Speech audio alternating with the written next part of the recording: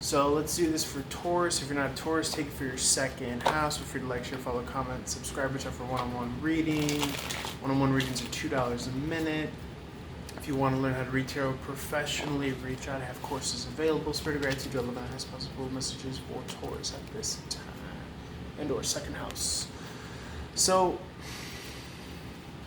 Libra Virgo energy, very mathematically inclined and oriented, left hemisphere side of the brain, very sharp with the sword, all about business, brass tacks, would maybe want to cut down some sort of BS here. And I don't want to take it as if she's looking at the Joker here, because I see the Queen of Swords more so as what you are capable of when you really focus and harness this energy, this electric energy of thought, of thinking in logical, rational, practical, step-by-step terms here. Okay, Queen of Swords gets a bad rap, but in this moment, she's getting more so of like she's in order, she's precise, she's concise, she has the ABCs and the 1, 2, 3s of the steps in order here in regards to her affairs. Ten of Wands in the upright. This may also involve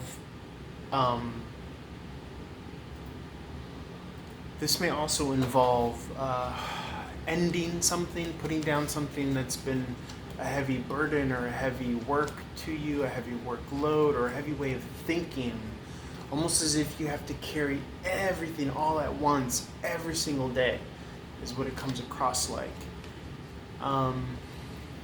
Whereas the Queen of Swords might divvy things out. Okay? You could say 10 of Pentacles here. Okay. She understands, he or she, non-gender specific, it's all about the energy, it's not about the gender, that the 10 of Pentacles is a lifestyle. Okay? It's not something that can be won or accomplished in a single day. Okay? This is a lifestyle. And this is good because it prepares you for the level that you really want to stand at. Okay? And so what we're getting rid of is that which is not oriented to the 10 of Pentacles lifestyle and mindset and philosophy and that which you would want to pass on as a representation of your legacy.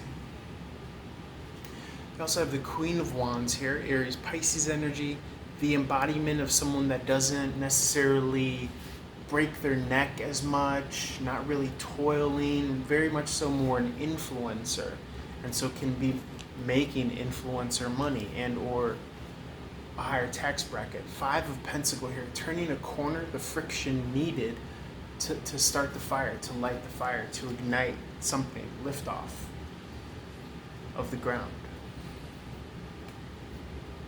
I'm getting a download here, let me think as well here.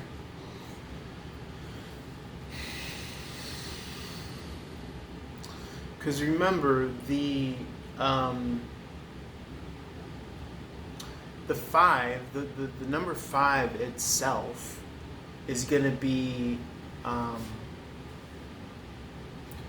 believe it's going to be, I got to think, I'm thinking here now.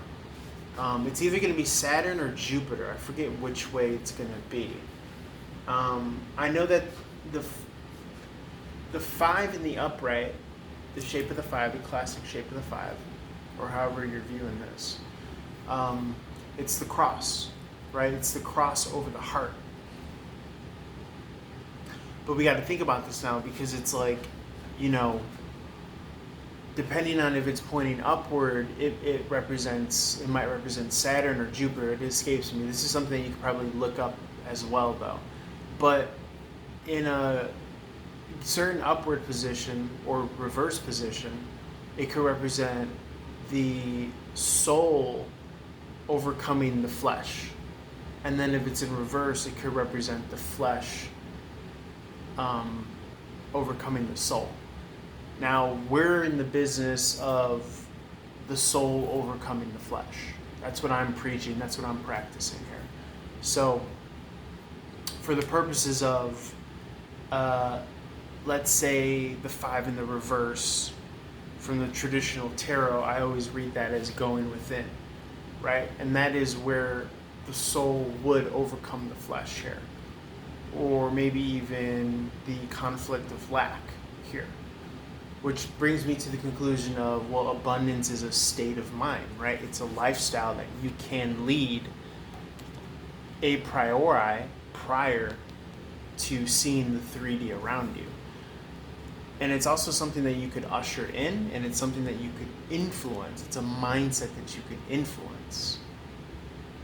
Remember, the wand is the narrator, right? So this is something in regards to almost like you're writing the script for the generation, or the next move, or the next railroad track in the series of railroad tracks, the next piece in the railroad track.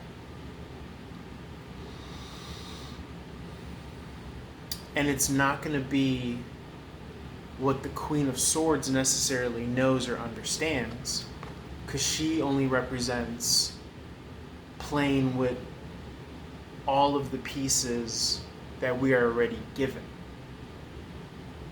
Okay. Whereas the Queen of Wands represents, because remember, the swords are analytical.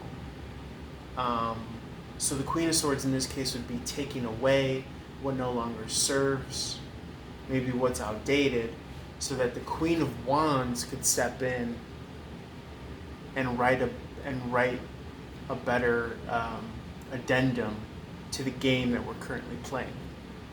Okay. Very beautiful. I love how that worked out. That was a lot, but it came out perfectly. All right, let's roll on over to Gemini. If you're not Gemini, take it from the third house. Reach out for one-on-one reading. All that good stuff. Hollywood. Peace.